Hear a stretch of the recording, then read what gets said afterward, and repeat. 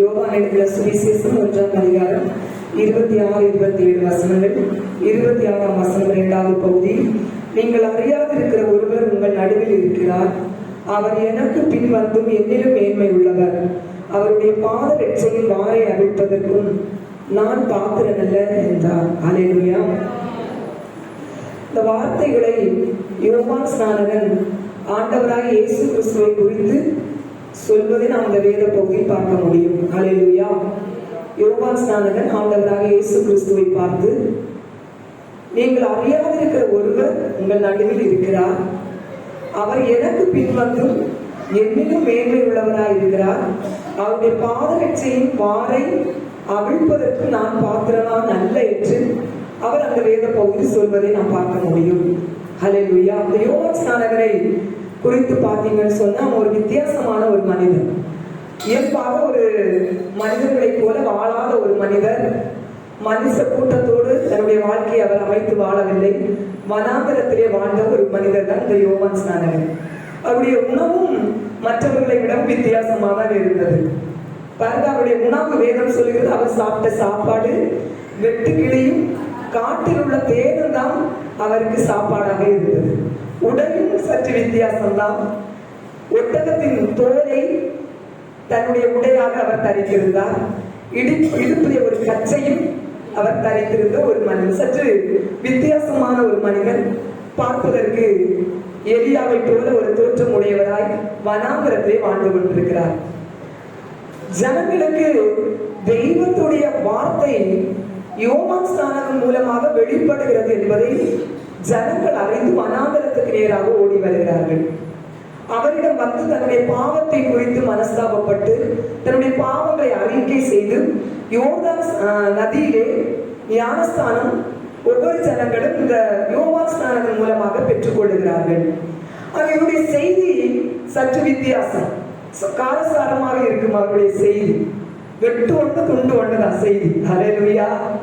பாருங்க, யூத சமுதாயத்திலே பெரிய மதிப்பான நல்ல மற்றவர்களால் மதிக்க தகுந்த ஒரு பெரிய செல்வந்தர்களை கூட பார்த்து கொஞ்சம் வலுவாதபடி பயப்படாதபடி அவர்களுடைய தவறை தவறென்று கண்டித்து உணர்த்தி, அதுக்கு உதாரணமாக நம்ம எல்லாருக்கும் தெரியும், அவர்களை பார்த்து அவர் சொன்ன வார்த்தை, பரிசேயர்கள் வேத பாரகர்கள் எல்லாம் அவர் பார்த்து சொன்ன வார்த்தை, விரியன் பாம்பு குட்டிகளே, எல்லாத்துக்கும் சொல்லுங்க, விரியன் பாம்பு குட்டிகளே, உங்களுக்கு வகை காட்டினவன் யார் என்று அவர்கள் அவருடைய குற்றங்களையும் அவருடைய தவறுகளையும் சுட்டி காட்டுவதை நாம் அங்கு பார்க்க முடியும். பொதுவாகவே பாம்பு குட்டிகள் அப்படின்னு சொன்னா ரொம்ப வீரியமா இருக்கும், விஷம் உள்ளது, கொத்துச்சுன்னா தீந்து. இப்படிப்பட்ட ஒரு வாழ்க்கை, ஒரு விஷம் கலந்த ஒரு அக்கிரமம் நிறைந்த ஒரு வாழ்க்கை வாழ்கிற ஜனங்களே சொல்லி அவர்களை கூப்பிடுவதை நாம் அந்த வேத பகுதியிலே பார்க்க முடியும். இன்னைக்கு இருக்கிற காலகட்டத்திலே ஒரு பிரசங்கியார் இப்படி பிரசங்கம் பண்ணும்போது நாம் இந்த பிரசங்கத்தை கேட்கிற மனப்பான்மையில் இருக்கிறோமா? ஹல்லேலூயா. ஒரு வார்த்தை பிரசங்கத்தின் தலைப்பின் அடிப்படையில் சில சத்தியங்களை சொல்ல வேண்டும் என்று பிரசங்கித்தால் கூட நமக்கு ஊழியக்காரர்களிடம் சில கசப்புகள், சில வேதனைகள். ஹல்லேலூயா. இங்க வந்திருக்கிறவங்க அப்படி யாருமே இல்லை. ஹல்லேலூயா. ஆனாலும் சிலர் எல்லாம் பாத்தீங்கன்னா பிரசங்கம் பண்ணிட்டு கீழே இறந்ததுக்கு முன்னாலே அங்க வந்து கேள்வி கேட்டுருவாங்க, எப்படி நீர் இப்படி பிரசங்கிக்கலாம் என்று. ஆனால் யோவான் ஸ்நானகன் எதற்கும் பயப்படவில்லை. தவறை தவறென்று சுட்டி காட்டி ஜனங்களை மனம் திரும்புவதற்கு ஏற்றவாறு நடத்தி அவர்களுக்கு ஞானம் ஸ்நானம் கொடுத்து ஜனங்களை ஆண்டவருக்கு நேராக வழி நடத்துகிறார். அல்லேலூயா. அப்படிப்பட்ட ஒரு தேவ மனிதன் தான் சொல்லுகிறார், இங்கு உங்கள் மத்தியிலே உங்களுக்கு அறியாதவர் ஒருவர் நிற்கிறார். அல்லேலூயா. உங்களுக்கு நீங்கள் அறியாதிருக்கிறார் ஒருவர் இங்கே நிற்கிறார் என்று. ஆமென். இன்னைக்கு பாருங்க, அவர் யாரை குறித்து அப்படி சொல்லுகிறார் என்றால் நமக்கு தெரியும். யாரை குறித்து சொன்னார்? இயேசு கிறிஸ்துவை குறித்து சொல்லுகிறார். நீங்கள் அறியப்படாத ஒருவர் உங்கள் நடுவிலே இருக்கிறார். அல்லேலூயா.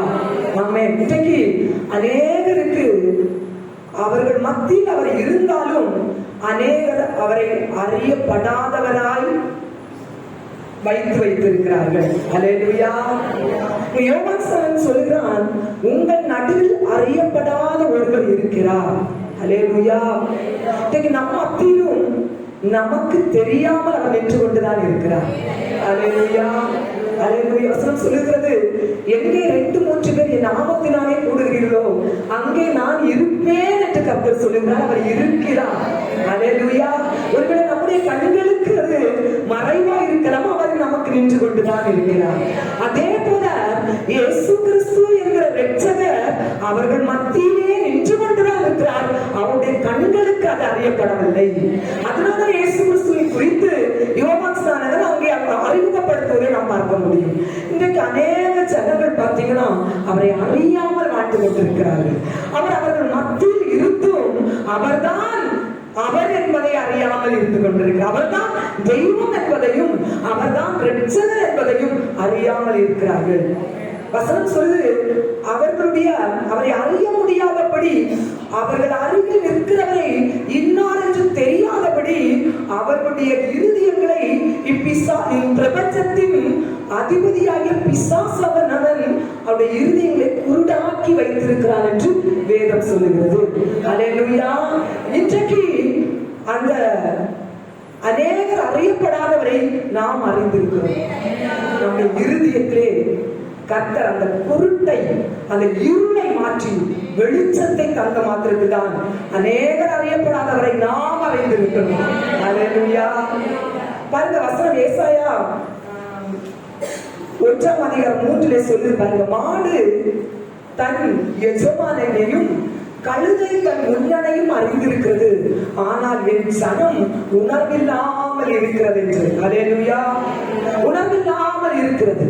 அவர் எப்படிப்பட்டவர் என்பதை, அவர்தான் ஜீவனுள்ள தெய்வம் என்பதை இன்றைக்கு அநேக ஜனங்கள் அறியாமல் இருக்கிறார்கள் என்று ஏசாயா தீர்க்கதரிசி மூலமா ஆண்டவர் தீர்க்கதரிசன வார்த்தையோடு அவர் சொல்வதை பார்க்கலாம். பாருங்க, ஒரு மாடு தன்னுடைய எஜமான அறிஞ்சிருக்கு, அவர் யாரையும் அறிஞ்சிருக்கு. ஒரு கழுதை தன்னுடைய முன்னணைய, தன்னுடைய ஸ்தலத்தை அறிஞ்சிருக்கு. ஆனா ஏன் ஜனமும் அவர்களுடைய தெய்வத்தை அறியாம, அறிவில்லாத, ஒரு உணர்வில்லாதவர்களாய் இருக்கிறார்கள் என்று. அல்லேலூயா. இன்னைக்கு நம்ம ஆண்டவர் அறிஞ்சிட்டோம்.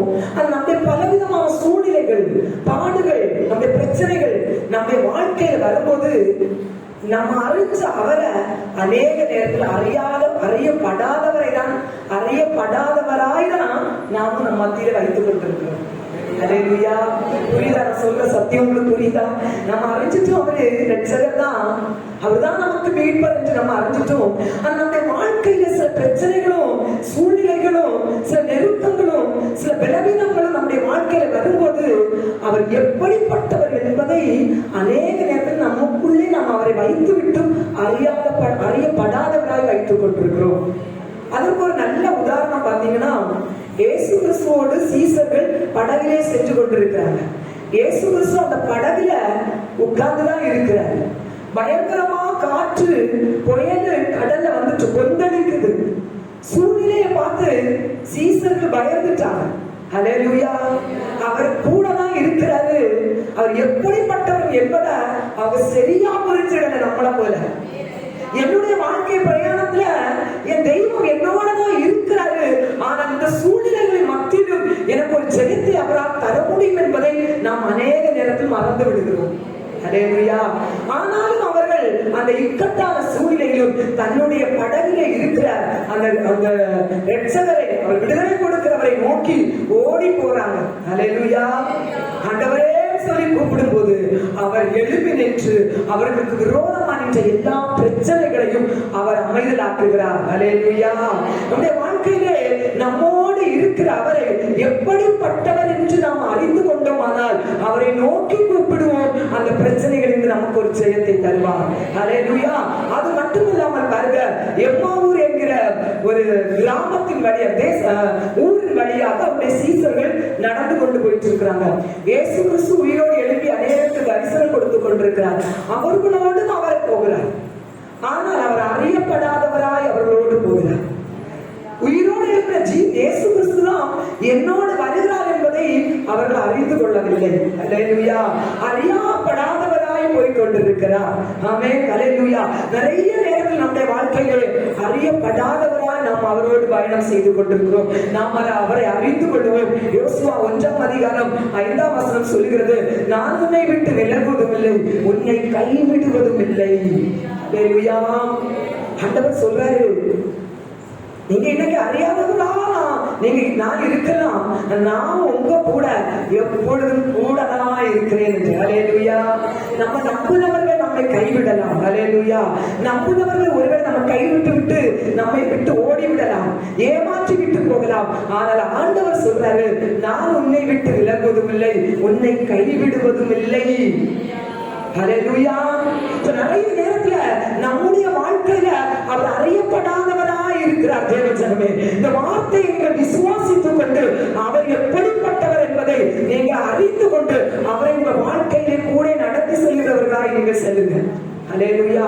அநேக நேரத்தில் பாருங்க, வேதத்திலே பார்த்தீங்கன்னு சொன்னா அநேகருடைய வாழ்க்கையிலே அவங்களுக்கு தெரியாமே அவர் அறியப்படாதவராய் அந்த சூழ்நிலையில் அவர் நின்று கொண்டிருப்பதை நாம் பார்க்க முடியும். ஹல்லேலூயா. ஆமென். நம்முடைய வாழ்க்கையில ஒவ்வொரு சூழ்நிலையிலும் அவர் ஆண்டவரை அறிஞ்சிருக்காரா, ஆண்டவரை மறந்துட்டாரா, என் கூட அந்த சூழ்நிலையில என் கூட அவர் இருக்காரா என்று நம்ம நிறைய நேரத்தில் ஒரு கேள்வி வைப்போம். ஆனா ஆண்டவர் சொல்றாரு, நீ அறியலனாலும் நான் உன் கூட தான் இருக்கிறேன். ஹல்லேலூயா. இப்படிப்பட்ட ஒரு சூழ்நிலையில பாருங்கவே பழைய ஏற்பாடு காலத்திலே பார்த்தீங்கன்னு சொன்னா ஒரு சிலருடைய வாழ்க்கையிலே அவங்க அறியப்படாதவராய் அவங்க இருந்த சில நெருக்கத்தின் மத்தியில் அவர் நின்று கொண்டுதான் இருந்தார். அது என்னென்ன சூழல் என்று நம்ம இப்ப பார்க்க போகிறோம். முதலாவது நம்ம படிக்கலாமா பாருங்க. ஆதியாகமம் 22:13 அவர்களுடைய வாழ்க்கையில் அவர் அறியப்படாதவராய் எப்படி நின்று கொண்டிருந்தார் பார்க்கலாம்.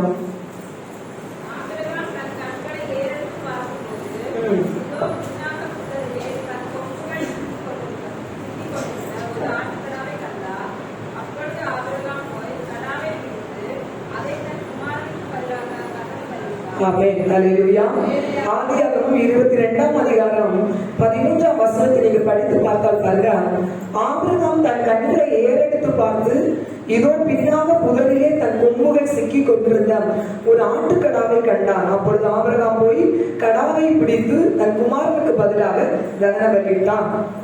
ஆபிரகாமுக்கு பாருங்க, எல்லாருக்கும் தெரியும், வயதான காலத்துல ஒரு குழந்தைய ஆண்டவர் கொடுக்கிறார். அவருடைய மனைவி சாராலும் ரொம்ப வயதானவங்களா இருக்கிறாங்க.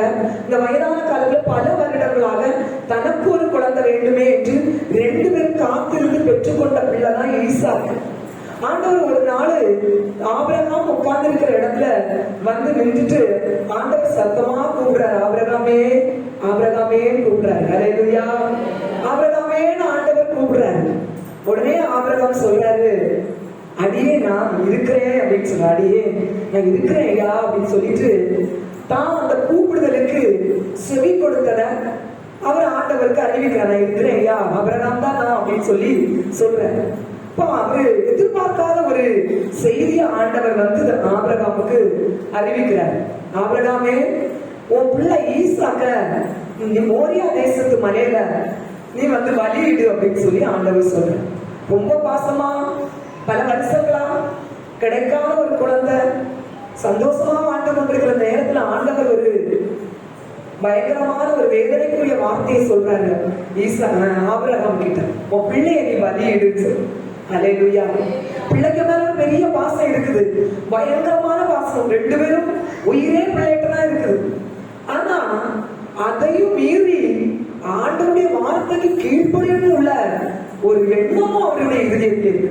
பிள்ளை பாசமும் இருக்குது, அவனுடைய வார்த்தை கீழ்ப்படின்னு உள்ள எண்ணமும் ஆபிரகாமுக்கு இருக்கு. ஆனா எது மேலோங்குச்சு? அவனுடைய வார்த்தைக்கு நான் கீழ்ப்படியும். ஹல்லேலூயா. தேவ வார்த்தைக்கு நான் கீழ்ப்படியணும்னு தன்னை ஒப்பு கொடுத்து கொண்டு ஆண்டவர் சொன்ன உடனே பாருங்க, பிள்ளையை கூட்டிட்டு ஆண்டவர் சொன்ன அந்த மலைக்கு நேராக ஆபிரகாம் போறார். பொய்யாச்சு, குறிப்பிட்ட அந்த ஸ்தலத்திலே போய் பலிபீடத்துக்குரிய எல்லா காரியத்தையும் ஆயத்தப்படுத்தியாச்சு. அந்த பிள்ளையும் படுக்க வச்சுட்டாரு. கையில கொண்டு வந்த கத்தியை எடுத்து பாத்தீங்கன்னு சொன்னா பிள்ளைய வெட்டுவதற்கு அவர் ரெடி ஆயிட்டார். ஆனா அந்த இடத்துல பாத்தீங்கன்னா ஆபிரகாமும் ஈசாக்கும் தவிர அங்க யாருமே இல்லை. ஹல்லேலூயா. ஆபிரகாமுக்கு ஈசாக்கும் பார்வையில அங்க ஒண்ணுமே இல்லை.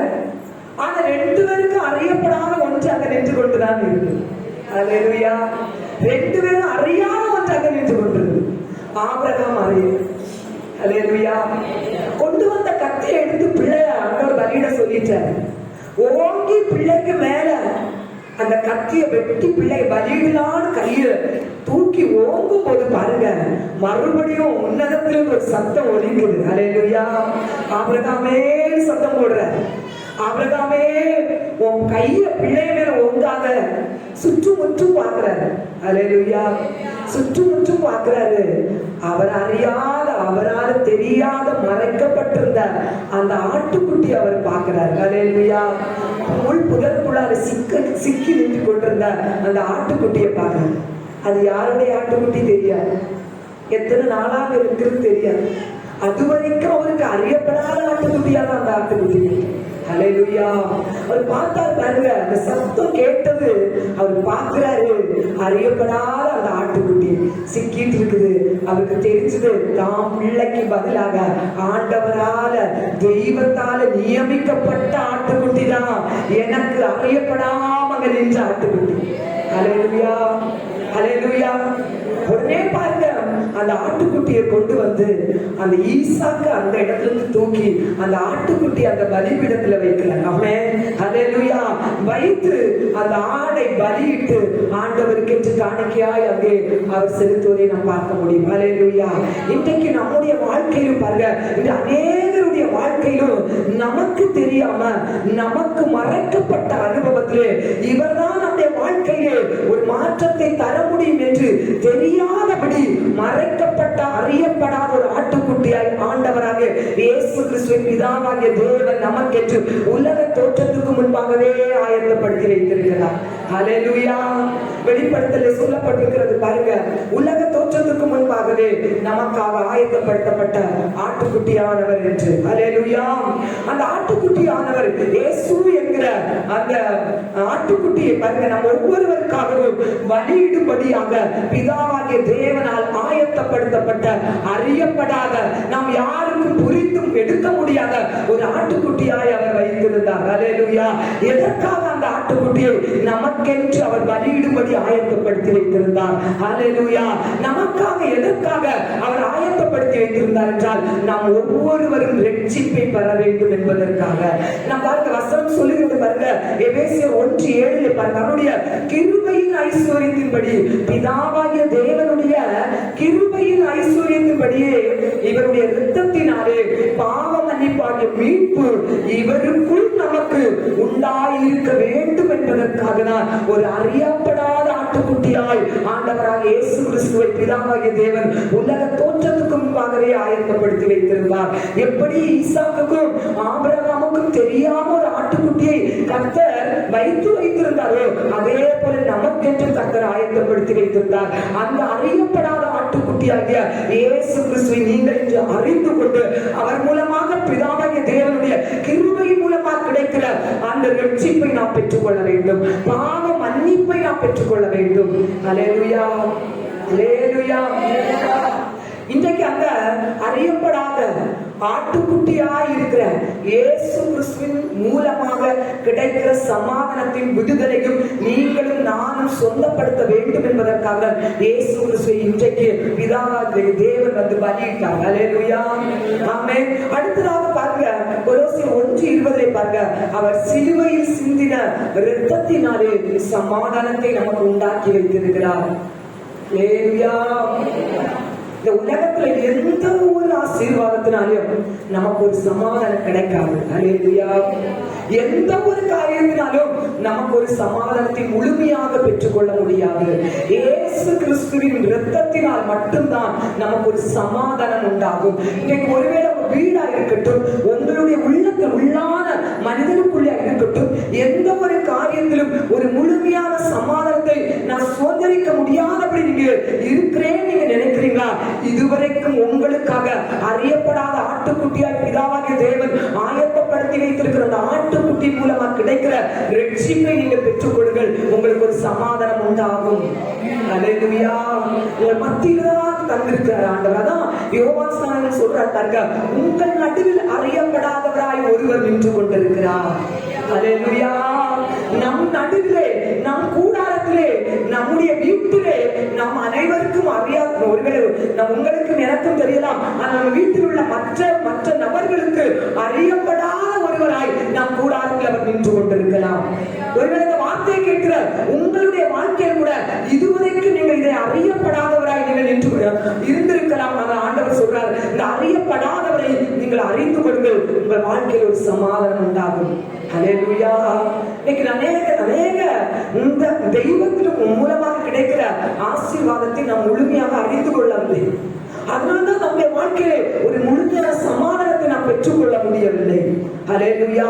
பாவ மன்னிப்பாகிய ரட்சிப்பு என்கிற அந்த ஆசீர்வாதத்தை நம்முடைய வாழ்க்கையிலே பெறும்போதுதான் நம் சமாதானத்தை பெற்றுக்கொள்ள முடியும். ஹல்லேலூயா. எவ்வளவு பணம் இருக்கட்டும், எவ்வளவு சொந்த பந்தம் நம்மை சுற்றி இருக்கட்டும், எவ்வளவு ஆசை இருக்கட்டும், அதிகாரம் இருக்கட்டும், ஆனால் தெய்வம் தருகிற அந்த மெய்யான சமாதானத்தை நாம் பெற்றுக்கொள்ளவில்லை என்றால் நாம் எந்த ஆசீர்வாதத்தை முழுமையாக சொந்தப்படுத்த முடியாது. ஹல்லேலூயா. ஏசாயா 53ல ஏசாயா தீர்க்கதரிசி சொல்லுகிறார், நமக்கு சமாதானம் உண்டு பண்ணும் ஆக்கினை அவர் மேல் விழுந்தது. ஹல்லேலூயா. ஹல்லேலூயா. நமக்கு சமாதானம் அவரால் தான் தர முடியும். தேவ ஜனமே, இன்னைக்கு பாருங்க, நம்ம வீட்டுல ஒரு இழப்பு வந்திருக்கும், நம்ம வீட்டுல இல்ல நம்ம தெரிஞ்சவங்களுக்கு ஒரு இழப்பு வந்திருக்கலாம். நம்ம எவ்வளவுதான் அவங்களை சூழ்ந்து நின்றாலும், சூழ்ந்திருந்து எத்தனையோ விதமான ஆறுதலை நம்பிக்கை அவங்களுக்கு கொடுத்தாலும் நம்முடைய வார்த்தை அவங்களுக்கு ஒரு முழுமையான சமாதானத்தை கொடுக்கணும். ஆனா இயேசு கிறிஸ்துவின் மூலமாக கிடைக்கிற அந்த தெய்வீக சமாதானம் அவங்க இருதயத்தை நிரப்பிட்டுனா எந்த மனிதனும் அவங்க சமாதானப்படுத்த வேண்டிய அவசியம். அதனால்தான் பாருங்க, இன்றைக்கு நாம அனுபவிக்க வேண்டிய சில கஷ்டங்கள், எப்படி ஈசாக்கு அந்த பலிபீடத்துல தன் ஜீவனை கொடுப்பதற்கு பதிலாக ஒரு ஆட்டுக்குட்டியை ஆண்டவர் ஆயத்தப்படுத்தி வைத்தாரோ, அதே போல நம்முடைய வாழ்க்கையிலே சில ஆசீர்வாதங்கள் மூலமாக பெற முடியாதபடி நாம் சமாதானம் கேட்டுனாலே வாழ்ந்து கொண்டிருக்கிற அந்த தண்டனையை நாம் அனுபவிக்க கூடாது என்பதற்காக நமக்கு பதிலாக இயேசு கிறிஸ்துவை பிதாவாகிய தேவன் நமக்கு தந்தார். ஹல்லேலூயா. இந்த சமாதானத்தை நாம் எப்படி பெற்றுக்கொள்ள முடியும்? நம்முடைய பாவங்களை நாம் அறிக்கை செய்தால், ஹல்லேலூயா, நம்முடைய எல்லா பாவத்தையும் அவர் நீக்கி நம்மை சுத்திகரிப்பதற்கு அவர் உண்மை உள்ள தெய்வம். ஹல்லேலூயா. எனக்கு சமாதானம் தருகிற தண்டனை கிறிஸ்துவும் என விழுந்தது என்று யார் யாரெல்லாம் விசுவாசித்து அவருடைய இரத்தத்தை நோக்கி பார்த்து அந்த பாவங்களை எல்லாம் அறிக்கை செய்கிறார்களோ அவருடைய வாழ்க்கையில ஒரு மெய்யான சமாதானத்தை தருவார். அது உலகம் கொடுக்காத சமாதானம். ஹல்லேலூயா. உலகத்தில் உள்ள எந்த உறவும் தராத ஒரு சமாதானம் தான் இயேசு கிறிஸ்து நமக்காக வாக்களித்து வைத்திருக்கிறார். ஹல்லேலூயா. என்னுடைய சாட்சி அநேகருக்கு தெரியும், ஆனால் புதிதாக வந்தவர்களுக்கு நான் சொல்றேன். என்னுடைய வாழ்க்கையில பாத்தீங்கன்னு சொன்னா பல சூழ்நிலையில ஒரு சமாதானம் இல்லை. எந்த காரியத்துல நான் சமாதானம் இல்லாம இருக்கிறேன்னு எனக்கு தெரியாது. ஆனா என் இருதயத்துல ஒரு சமாதானம் இருக்காது. எப்பொழுதும் நமக்கு ஒரு பயம் இருக்கும், நெஞ்செல்லாம் படபடபடன்னு அடிச்சுட்டே இருக்கும். ஒரு சமாதானத்தை சொந்தப்படுத்த முடியாத ஒரு சூழ்நிலையில வாழ்ந்து கொண்டிருக்கும். என்றைக்கு இயேசு கிறிஸ்துவின் இரத்தத்திலே ஒரு சமாதானம் உண்டு, அவருடைய இரத்தத்தினால் நமக்கு ஒரு மீட்பு உண்டு என்று வேதத்தை நான் அறிந்து கொண்டனோ, அன்றைக்கு அந்த இரத்தத்தை நான் விசுவாசத்தோடு நோக்கி பார்க்க ஆரம்பித்தேன். ஹல்லேலூயா.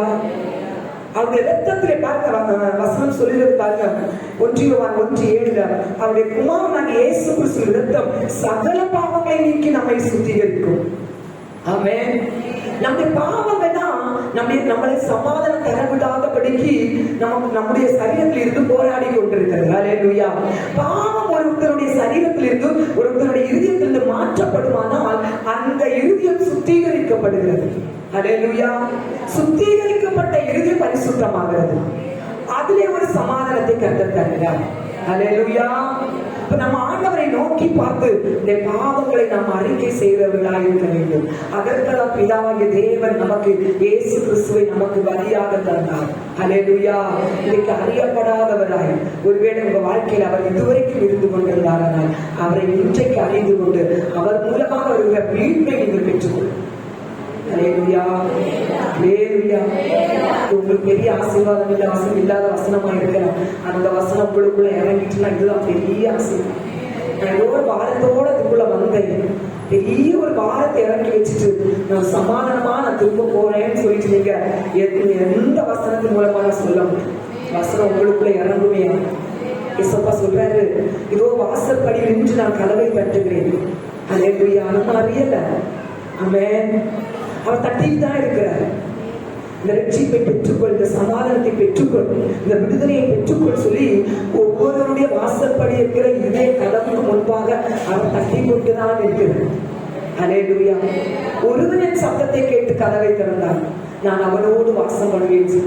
உன் இறுதிய கதவை அவர் தட்டுறத அறிஞ்சு நீ திறந்து கொடுத்துட்டேனா அவன் உள்ள வந்து வாசம் பண்ண.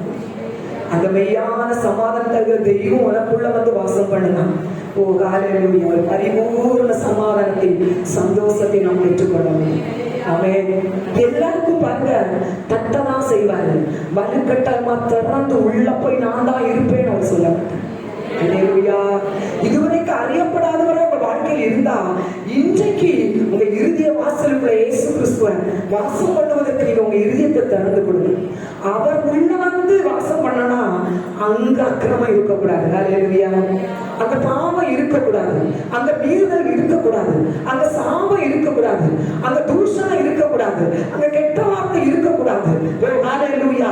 கர்த்தர் வருவதற்கான எந்த காரியமும் அங்க இருக்கக்கூடாது. இயேசுவின் இரத்தம் மட்டும்தான் என்னை சுத்திகரிக்கும் என்று விசுவாசத்தோடு அவரை இரத்தத்தை நோக்கி பார்த்து யார் யாரெல்லாம் தன்னுடைய பாவங்களை அறிக்கை செய்கிறார்களோ அவருடைய வாழ்க்கையில் அவர் மெய்யான சமாதானத்தை தருவார். அல்லேலூயா. அதற்காக பிதாவாகிய தேவனாம் ஒரு அறியப்படாதவராய் நம்முடைய வாழ்க்கையிலே அவரை நியமித்து வைத்திருக்கிறார். அல்லேலூயா.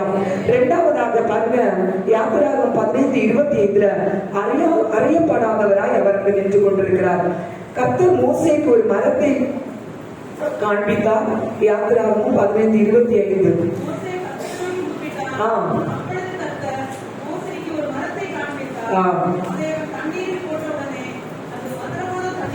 ஆமென். அல்லேலூயா. பாருங்க, எகிப்தை விட்டு இஸ்ரவேல் ஜனங்கள் வெளியேறி சிவந்த சமுத்திரத்தை கடந்த பிறகு சூர் வனாந்தரத்தின் வழியாக நடந்துவாங்க. இஸ்ரவேல் ஜனங்கள் எகிப்தில் இருந்து அடிமைத்தனத்திலிருந்து விடுதலையாக்கப்பட்ட பிறகு சிவந்த சமுத்திரம் உங்களுக்கு தடையா இருக்குது. அங்க ஆண்டவர் அந்த செல்வடல் 2ஆக பிளந்து அவங்களுக்கு அடிவிட்டு கொடுக்கிறார்.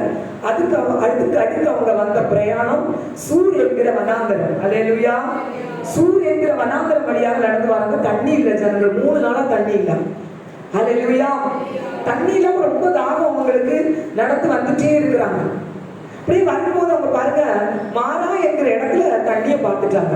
அவங்களுக்கு ரொம்ப சந்தோஷம். எல்லாரும் ஓடி போறாங்க. தாகம் தீர தண்ணி குடிச்சிடலாம்னு ஓடி போனாங்க. பொதுவாகவே பாருங்க, ஒரு பொருளை நம்ம பார்க்கலன்னா நம்ம கண்ட்ரோல் ஆகிடும். அதை நம்ம பார்க்கல. நமக்கு தண்ணி தாகமா இருக்குது இருக்கும், தண்ணி இல்லை இருக்கும். தண்ணி ஒரு பாட்டில பார்த்துட்டோம்னா நம்மளால இருக்கவே முடியாது. குடிச்சிடணும்னு ஆசையா இருக்கும். அதே மாதிரி 3 நாளா தண்ணி இல்லாம நடந்துட்டு இருக்காங்க. தண்ணியும் பார்த்துட்டாங்க. தாக தீர குடிக்கலாம் ஓடி போனாங்க. பாருங்க, அந்த தண்ணியை எடுத்து மாறான்னு சொல்ற இடத்துக்கு வந்து அந்த தண்ணியை எடுத்து வாயில வந்தவங்க வச்சதும் பாருங்க கீழே துப்பிட்டாங்க. அவங்களால குடிக்க முடியாது. ஏன்னா தண்ணி பயங்கர கசப்பு. அல்லேலூயா. அவங்க நம்பிக்கை தான் ஏமாற்றப்பட்டது. பயங்கர கோபம் உங்களுக்கு. உடனே கூட்டிட்டு வந்த மோசே பக்கத்துல திரும்பிட்டாங்க.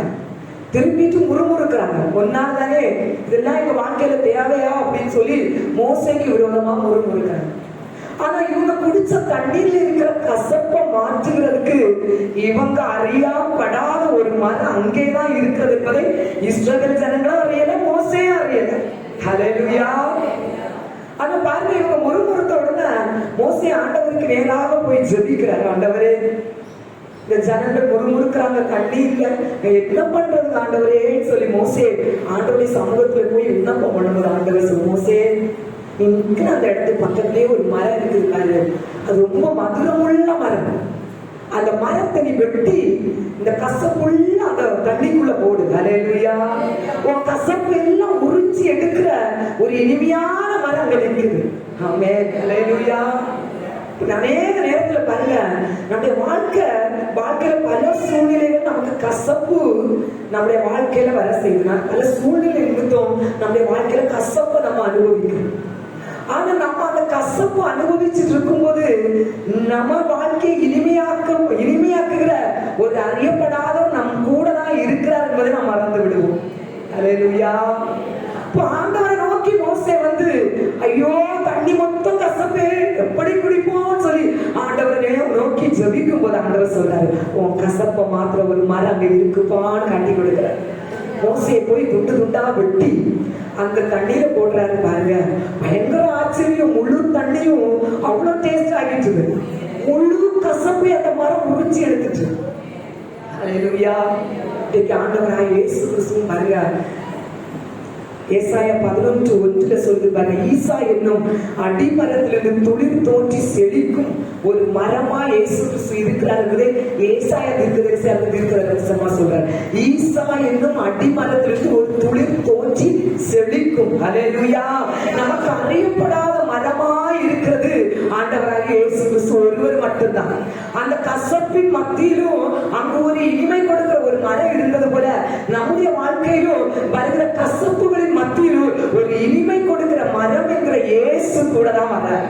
அதான் ஈசாவின் அடிமரத்திலிருந்து தோன்றுகிற ஒரு கிளைதான் இயேசு கிறிஸ்து என்று அங்கு சொல்வதை பார்க்கலாம். அல்லேலூயா.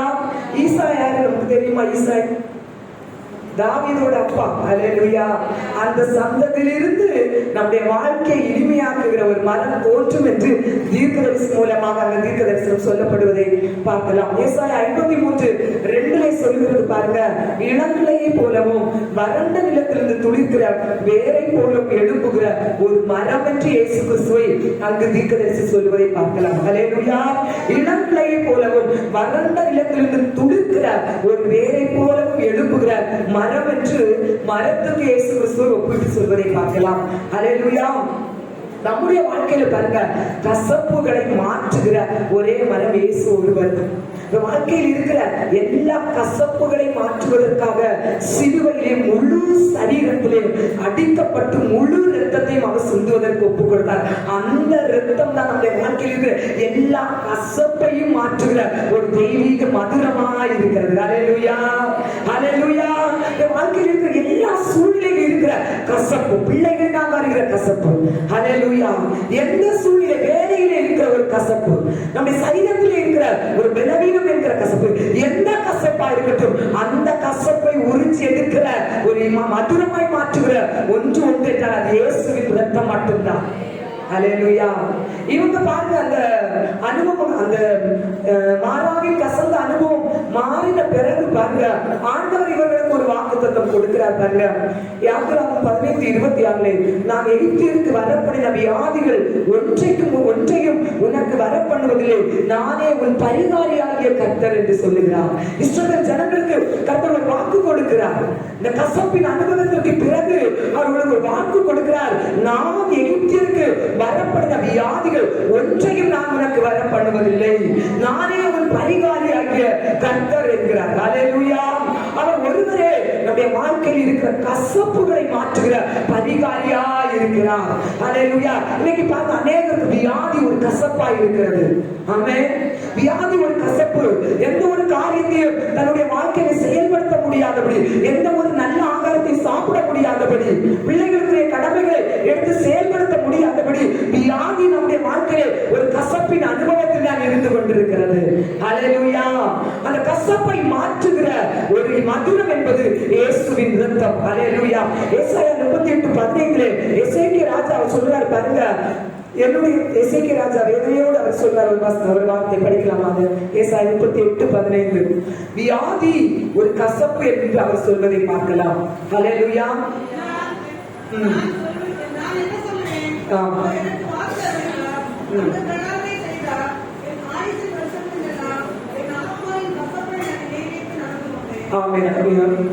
கசப்பு, அவருடைய வியாதி ஒரு கசப்பின் எசேக்கியா ராஜா என்று சொல்வதை பார்க்கலாம். அல்லேலூயா. அந்த கசப்பை பாருங்க, ஏசாயாவுடைய சரீரத்தில் இருந்த அந்த வியாதியை தெய்வம் மாற்றி 15 வருடம் கூட கொடுக்கிறது. அல்லேலூயா. அல்லேலூயா. நம்முடைய வாழ்க்கையில் இருக்கிற வியாதியினால் வருகிற கசப்பு, இல்லை எந்த சூழ்நிலையிலே இந்த வாழ்க்கையில எனக்கு என்னத்துக்கு என்று போதும் அந்த வாழ்க்கை என்று வந்திருக்கிற ஒவ்வொருடைய வாழ்க்கையிலும் வாழ்க்கையை மதுரமாக்குகிற ஒரு மரம் என்றால் இயேசு கிறிஸ்துவின் இரத்தம் மட்டுமே. அல்லேலூயா. அவருடைய தடுப்புகளால் நம்முடைய கசப்புகள் மாறும். மத்தேயு 8:17 சொல்லுது பாருங்க, அவர் தாமே நம்முடைய பலவீனங்களை ஏற்றுக்கொண்டு நோய்களை எல்லாம் சுமந்தார். ஹல்லேலூயா. சங்கீதம் 103:4 சொல்லுகிறது பாருங்க, அவர் அக்கிரமங்களை எல்லாம் மன்னித்து நோய்களை எல்லாம் குணமாக்கி பிராணனை அழிவுக்கு விலக்கி மீட்டு காக்கிறவர். ஹல்லேலூயா. இயேசு என்கிற அந்த கசப்பை மாற்றுகிற மரம் மட்டும்தான் நம்முடைய அக்கிரமங்களை எல்லாம் மன்னித்து நம்முடைய நோய்களை குணமாக்கும். ஹல்லேலூயா. நீங்க என்னென்ன பலவீனத்தோடு நீங்க அந்த இடத்துல வந்திருக்கீங்களோ, வாழ்க்கையில ஒரு கசந்த அனுபவம் என்று நீங்க அந்த இடத்துல வந்திருக்கீங்களோ, உங்க கசந்த அனுபவத்தை மாற்றுகிறது இயேசுவின் ரத்தம் மட்டுமே. ஹல்லேலூயா. ஆமென். அடுத்து பாருங்க, 1 கொரிந்தியர் 10:4 பாருங்க, இஸ்ரவேல் ஜனங்கள் நடந்து கொண்டிருக்கிற பிரயாண பாதையிலே அவங்க அறியப்படாத ஒரு கண்மலை அவங்களுக்கு முன்பாக நடந்து கொண்டே இருக்கிறது. 1 கொரிந்தியர் 10:4, எப்படி எனில் அவர்களோடே கூட சென்ற ஞான கண்மலையின் கண்ணீரை குடித்தார்கள், அந்த கண்மலை கிறிஸ்துவே. ஹல்லேலூயா. இஸ்ரவேல் ஜனங்களுக்கு அறியப்படாத ஒரு கண்மலை அவர்களுக்கு முன்பாக நடந்து கொண்டே வருகிறது. அந்த கண்மலை தான் கிறிஸ்து என்று வேதம் சொல்லுகிறது. ஹல்லேலூயா. இஸ்ரவேல் ஜனங்களுடைய பிரயாணங்களை பார்த்தீங்கன்னா, அவர்களுக்கு தாகம் வரும்போது முதல் முறை பார்க்க கண்மலையை அவர்கள் அடிக்கிறார்கள். நல்ல ஒரு தண்ணி நீரூற்று அந்த கண்மலையிலிருந்து புறப்பட்டு வருகிறது. ஜனங்கள் தாகம் தீர அந்த தண்ணீரை குடிக்கிறார்கள். அதன் பிறகு பார்த்தீங்கன்னு சொன்னா, அந்த கண்மலையை ஆண்டவர் அடிக்காது, கண்மலையை பார்த்து பேசு என்று அவர் சொல்லுகிறார். ஆமென். ஆனா மோசே பாருங்க, மறுபடியும் அந்த கண்மலை அடிக்கிறார். ஹல்லேலூயா. மறுபடியும் அந்த கண்மலை அடிக்கும் போது பாத்தீங்கன்னா ஆண்டவருடைய இருதயம் உடைக்கப்படுகிறது. நமக்கு தெரியும், அந்த ஒரு வார்த்தை, அந்த ஒரு மீறுதலும் மோசே செஞ்சது நிமித்தம் கானானை மோசே பார்க்கல. ஹல்லேலூயா. மோசே கானானை பார்க்கல. இந்த வசனம் சொல்லுது பாருங்க, தண்ணி அந்த கண்மலை கிறிஸ்துவே. ஒரு முறை அடிச்சாச்சு, 2வது முறையும் அடிச்சுட்டு பாருங்க, மோசே ஆண்டவருக்கு விரோதமாய் பாவம் செய்து விட்டார். இன்னைக்கு பாருங்க, நமக்காக அடிக்கப்பட்ட கண்மலையாகிய இயேசு கிறிஸ்து ஒரு முறை அடிக்கப்பட்டாச்சு. நம் பாவ மன்னிப்பு கேட்டு ரட்சிப்பின் அனுபவத்தை பெற்ற பிறகு மறுபடியும் நம் துணிகரமான துன்மார்க்கமான பாவங்களை நாம் செய்வோமானால், இந்த வசனம் சொல்லப்பட்ட பிரகாரம் 2வது முறையும் நம்ம கிறிஸ்துவை சிலுவையிலே அடிப்பதற்கு சமானமாக இருக்கிறது. ஹல்லேலூயா. ஒரு முறை நமக்காக அடிக்கப்பட்ட கண்மலையாகிய கிறிஸ்துவை மறுபடியும் நான் 2வது மோசே போல அடிக்கிறோம் என்றால், நாம் மறுபடியும் துணிகரமாக நாம் செய்கிற பாவத்திற்கு அடையாளம். ஹல்லேலூயா. அதுவரைக்கும் விக்கிரக வழிபாடுக்கு போயிருப்போம், அதுவரைக்கும் அந்நிய தெய்வத்தை தேடி போயிருப்போம், அதுவரைக்கும் சடங்காசாரம், அதுவரைக்கும் மூட நம்பிக்கைகள் எல்லாம் செஞ்சிருப்போம். ரட்சிப்பின் அனுபவத்தை பெற்ற பிறகு மறுபடியும் நம்ம அப்படிப்பட்ட காரியங்களுக்கு போவோமானால், எபிரேயர் 6:5-6 சொல்லுறாங்க, மறுதலித்து போனவர்கள் தேவனுடைய குமாரனை தாங்களே மறுபடியும் சிலுவையில் அறைந்து அவமானப்படுத்துகிறபடியால் மனம் திரும்புவதற்கு ஏதுவாய் அவர்களை மறுபடியும் புதுப்பிக்கிறது கூடாத காரியம். ஹல்லேலூயா. ஒரு முறை நம்ம ஆண்டவருடைய சமூகத்துல போய் பாவ மன்னிப்பு கேட்டு, என்னை ரட்சிக்கப்பா, எனக்கு ஒரு சமாதானம் வேணும், எனக்கு ஒரு விடுதலை வேணும், என்னுடைய வியாதியிலிருந்து எனக்கு ஒரு, என்னுடைய வியாதி மூலமா வருகிற கசப்பு மாறணும், எனக்கு ஒரு விடுதலை வேணும்னு சொல்லி ஆண்டவருடைய சமூகத்திலே மன்றாடி நம்ம ஜெபித்து ஒரு ரட்சிப்பை பெற்றுக் கொள்வோம். மறுபடியும் நாம் விட்டு வந்த பழைய காரியத்துக்கு திரும்புவோமானால், வசனம் சொல்லுது, கிறிஸ்துவை மறுபடியும் நம்ம சிலுவையிலே அடிக்கிறவர்களாய் காணப்படுவோம். அவர்களை மறுபடியும் புதுப்பிக்கிறது கூடாத காரியம். ஹல்லேலூயா. மறுபடியும் அவர்களை சரி செய்ய முடியவே செய்யாது.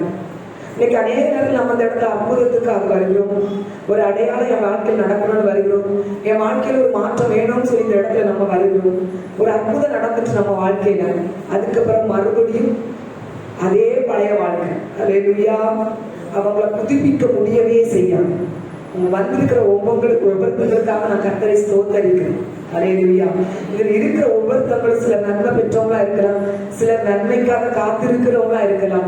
ஆனாலும் நீங்க வந்திருக்கீங்க. ஹல்லேலூயா. நிலைத்து நில்லுங்க. ஆமென்.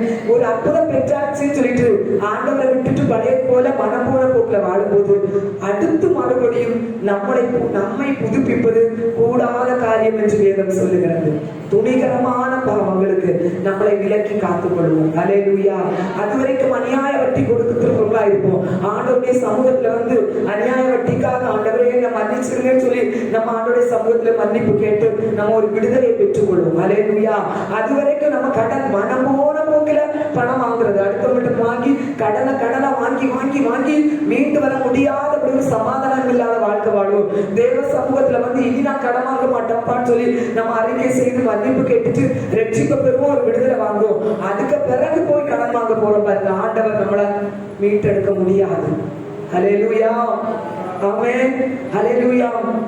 பாருங்க, அப்படி நம்ம மறுபடியும் நம்ம துணிகரமாக சத்திய வார்த்தையை நம்ம கேட்டு மறுபடியும் துணிகரமாக நடக்கிற ஒரு வாழ்க்கையை நம்ம வாழ்வோமானால் பாருங்க, தேவகுமாரனை மறுபடியும் காலில போட்டு மிதிப்பதற்கு அடையாளம் என்று வேதம் சொல்லுது. ஹல்லேலூயா. ஆண்டவரை மறுபடியும் நம்ம காலில் போட்டு மிதிக்கிறதுக்கு அடையாளம் தான் நான் மறுபடியும் விட்டு வந்த பாவத்தை செய்யணும். அதனால ஆண்டவர் சொல்றாரு, ஒருக்கா கிறிஸ்துவ அடிச்சாச்சு, நீ மறுபடியும் அடிக்க. ஹல்லேலூயா. ஆமென். ஒரு பாடல் உண்டு பாருங்க, என் கைகள் பாவம் செய்தால் அவர் தன் கையின் காயங்களை நோக்கி பார்க்கிறார். ஹல்லேலூயா. நம்மை மறுபடியும் மறுபடியும் பாவம் செய்ய செய்ய மறுபடியும் மறுபடியும் அவருடைய கையையும் காலையும் சிரசையும் நம்ம அடிச்சுட்டு தான் இருக்கிறோம். ஹல்லேலூயா. அவரை நம்ம துக்கப்படுத்தி கொண்டிருக்கிறோம். ஆமென். அந்த அறியப்படாத தெய்வத்தை ஹல்லேலூயா நம்ம துக்கப்படுத்தாதபடி நமக்கு முன் செல்கிற அந்த அறியப்படாத கண்மலையை நம் மறுபடியும் மறுபடியும் நாம் அடிக்காதவர்களாய் கிடைத்த ரட்சிப்பை நாம் சொந்தப்படுத்தி கொண்டு அந்த ரட்சிப்பின் மூலமா கிடைக்கிற ஆசீர்வாதத்தை நாம் சொந்தப்படுத்துவோம். ஹல்லேலூயா. ஒருவேளை இதுவரைக்கும் நீங்க அறியப்படாதவரா உங்க வாழ்க்கையில் அவரை வைத்திருக்கலாம். வியாதியில் இருக்கிற கசப்பை மாற்றும்படியாக இன்றைக்கு நாம் அவரை நோக்கி பார்ப்போம். ஆமென். பாவத்திலிருந்து ஒரு மீட்பை பெற்றுக் கொள்ளும்படியாக இதுவரைக்கும் என்னுடைய வாழ்க்கையில் ஒரு சமாதானம் இல்லாமல் நான் வாழ்ந்து கொண்டிருக்கிறேன், என்னுடைய வாழ்க்கையில் ஒரு சமாதானம் தருகிறவர் அவர்தான் என்பதை இன்றைக்கு நீங்க அறிந்து கொண்டீர்கள் என்றால் அந்த பாவத்தை நாம் அறிக்கை செய்து அவரை நோக்கி பார்த்த அவர் மூலமா கிடைக்கிற ரட்சிப்பை நாம் பெற்றுக்கொள்வோம். ஹல்லேலூயா. நிச்சயமாய் கர்த்தர் நம்முடைய வாழ்க்கையில் ஒரு மாற்றத்தை தருவார். பாருங்க, அநேக